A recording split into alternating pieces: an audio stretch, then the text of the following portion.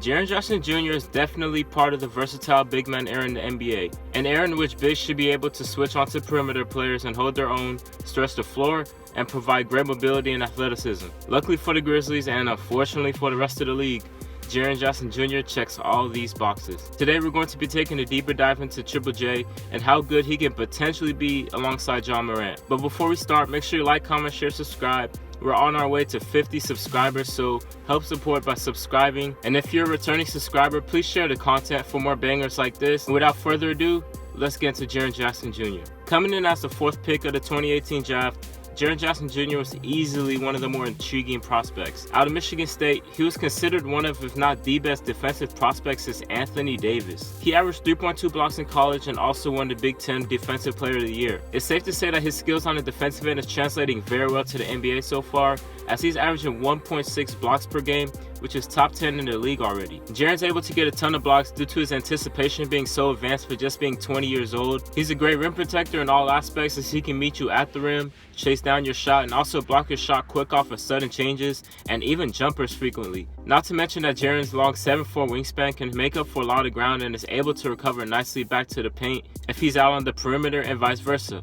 In transition, Jaren is also advanced in this area already, as he is able to help from the weak side on breakdowns, and he knows where the ball is at all times. And it's crazy to think, but some NBA players lack this fundamental. In pick and rolls, he can definitely switch on to most guards and hold his own. He's quick enough laterally to move with faster ball handlers, and he's long enough to stay in front of them as well. One great thing that he does is he does not panic for the most part when he's guarding smaller guys. Most bigs tend to panic and rack up a bunch of fouls that way. With that being said, Jaren does tend to get in frequent foul trouble, as he averages a staggering 4.1 fouls per game, which, as you can guess, is number 1 in the league. As a result, he only plays 28 minutes per game, which is disappointing, but he can improve on that. The reasons why I think he fouls a lot is 1, he's young. He'll get used to playing NBA caliber defense as time goes on, and 2, he's not strong enough yet.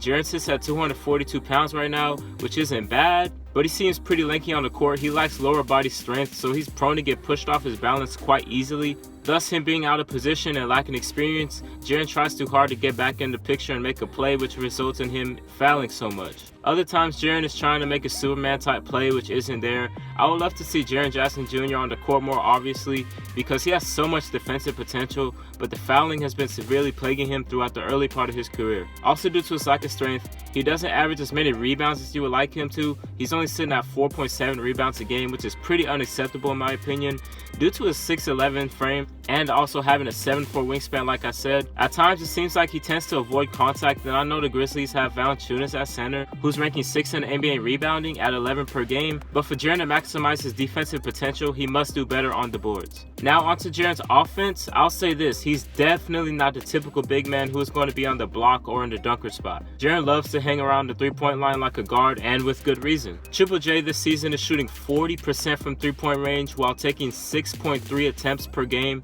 That is spectacular for a big man that is only in his 2nd season, and he's averaging more 3-pointers attempted a game than guys like Devin Booker, Kawhi, Chris Middleton, Jamal Murray, and Tyler Hero.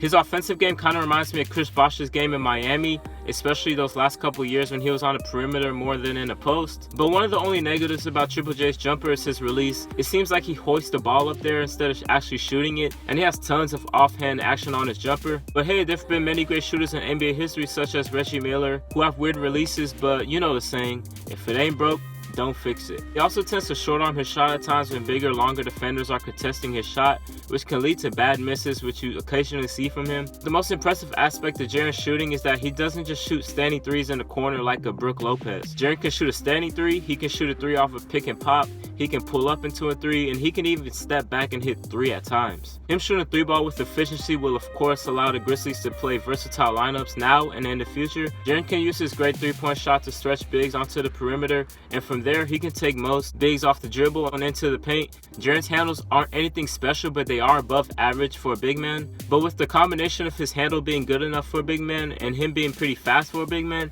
he can definitely beat most bigs off the dribble, and that's where a lot of his points can come from as well.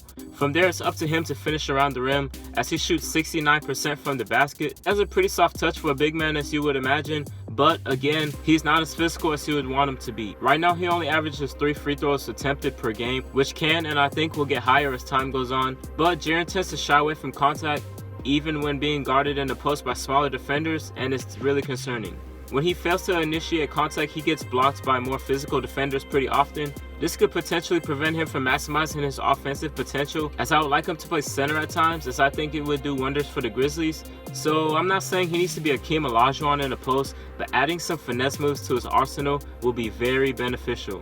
In the paint, he loves to use hook shots and flip shots, which he likes to shoot with his left, similar to a guy like Steven Adams, who has a limited post game also. Speaking of Steven Adams, Jaren is also pretty skilled at tip-ins and putbacks, but doesn't really get the opportunity to do that often due to his lack of physicality. I feel like Jaren has great potential when it comes to being a very effective pick and roll / pick and pop partner with Ja. Jaren doesn't set as many screens as you might like, but the majority of the time that he does, expect him to pop out to the 3-point line. As a passer, Triple J looks to make the right pass, but he doesn't actually try to create for his teammates, and he only sits at 1.4 assists per game. So he isn't a natural passer, but as he gets more of a feel of the game, I expect him to at least double his assist totals. So offensively, Jaren will be making most of his bread and butter at the 3-point line and driving the ball, and hopefully at the free throw line as he gets more aggressive.